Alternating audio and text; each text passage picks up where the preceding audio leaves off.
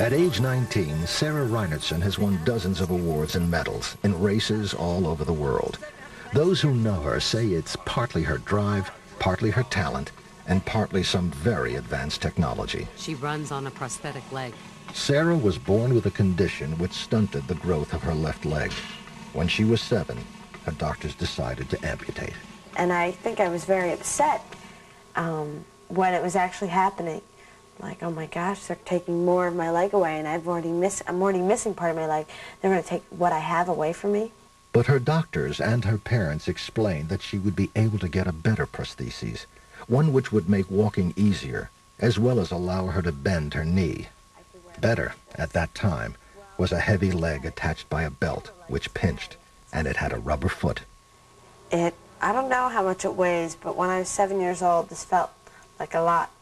And it was really noisy. Every time I walked, it just goes like that, ever so slightly, and you hear this clunk. And that's when the big joke in my family was how I could never be a burglar, because they'd always hear me clunking around. Despite the clumsiness, Sarah decided to begin running competitively. Her first race was here at the New York State Games for the physically challenged. She was 11 years old. I think it was because it was the one sport people told me not to do. Or it was the thing that I was not to do. Oh, why don't you go into art or music or, you know, you write really well. But it was like, no, I'm not going to do that. I want to do a sport. Hi, how are you? Good. So that's why I did it. It was because it was the one thing that everyone was like, she's missing her leg. She can't do that. And I wanted to prove them otherwise. She did prove otherwise. Even though her leg nearly fell off, she won. But it turned out her gold medal wasn't the real prize that day. It was the two people she met there. Take one athlete down to the starting line there with Patty. Prosthetist Mike Joyce and Patty Rossbach, a nurse who runs an amputee sports program for kids and young adults. When I first met Sarah, she was in a, dare I say it, a very primitive leg, which was really holding her back. And her parents really had not been able to find anything that was any better.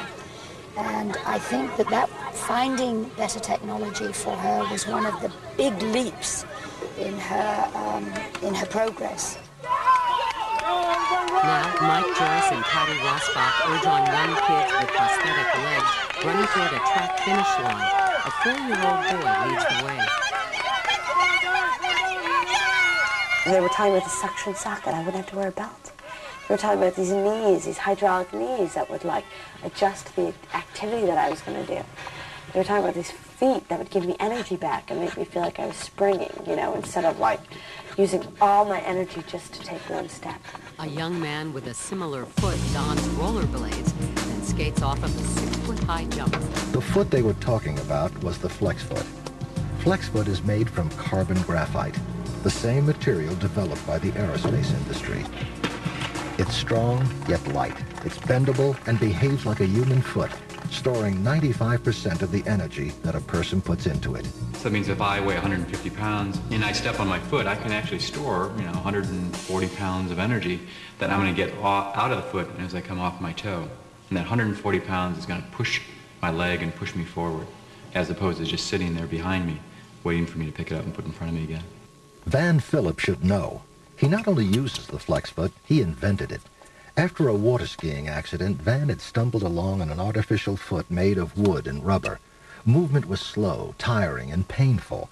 He changed his college major to prosthetics and started researching a foot that wouldn't feel like a ball and chain. What he came up with, he called FlexFoot. It was a long way from the prosthetic feet of his past, which was so heavy and passive that they made the simple act of walking a tiring chore. Weight is paramount for amputees. You put a heavy prosthesis, a heavy foot on somebody, and they're going to walk slow. They're going to be trudging along, having to drag this foot along. Today, about 15 companies are manufacturing energy-storing prosthetic feet. The design of FlexFoot allows for movement that closely resembles human function. And so what you see is a very smooth progression of the patient landing on the foot, rolling over the foot, coming off the foot. Whereas prosthetic feet of the past, you basically landed on the foot and you came off the foot. The toe levers are very short, so you couldn't take a full stride length. And they looked awkward, and they were awkward. I used to wear one. It was so liberating, and I could do everything. I mean, I felt like when I was walking, I felt like I walked 10 times better. I felt good just inside. In some ways, I think the technology gave me a new confidence. Just having the technology that could keep up with me made me a more confident person. Sarah has different legs for different sports, and she has what she calls an everyday leg with a cosmetic cover. The running and day-to-day legs consist of a flex foot attached to a hydraulic knee. You know, I've always told Sarah that whatever you want to do in life, just try it. And all this technology has enabled her to try things, okay? And that's really important. You don't want to feel like you're an outsider, you're an outcast, you can't do these things because you wear an artificial leg. You want to say, hey, I want to try that. With the new technology, Sarah went on to become a world-class athlete. She set a world record in 1988 and in 1992 at the Paralympics in Barcelona. She says some of her drive comes from society's low expectations of people with disabilities. In some ways, I had to overachieve to prove myself more. And my parents never made me feel that way, but I think that in society, it makes it more acceptable to be disabled. I'm disabled, but I've gone to the Paralympics and I can run track and I do it in this time and I've won all these medals and, you know, I'm doing all these other extraordinary things because of it. So I think in some ways people say it's okay. For women, Sarah believes competitive sports have a special value. When you grow up, or being a woman and being an amputee, there's a lot of body image things that go into missing your leg. You don't feel as comfortable with yourself. You don't feel as beautiful. You kind of feel weird in this dress. You're not comfortable wearing the short dresses or what might be in style. You can't wear those kind of shoes. But I think being in sports, you feel more of a confidence. You feel equal. You feel fit. This is Sarah's first race, and shortly after she started college 9 months ago. The annual National Amputee Summer Games feature elite-level athletes now training for a spot at the 1996 Paralympics. But there are others who are competing for the first time. And I kick my leg out, and with the heel, and I balance on this leg for a split moment, and then swing that out, okay? Okay. So it's kind of like that. I'm kicking my leg out, carrying it through doing that. You want me to try that, right? When you come together for a disabled track meet, it isn't just the celebration of sportsmanship in sports. I think you're also kind of celebrating the commonality that you share in your disability, that you both have the same struggles, and you kind of can talk about your disability, how do you handle when you have a sore, what do you do in this case, what kind of foot do you use, what kind of knee do you like. You got it, that's it. Later, a man holds up a flex foot with a cartoon-covered shin casing. The Little Mermaids. I got this made because I wanted to make my disability fun for my kids. Dennis Oehler is also a world champion in amputee sports. He was about to sign a professional soccer contract when he lost his leg in a car accident.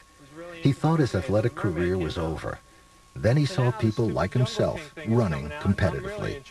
Dennis found a sport he could excel in, one he'd never even tried before his accident.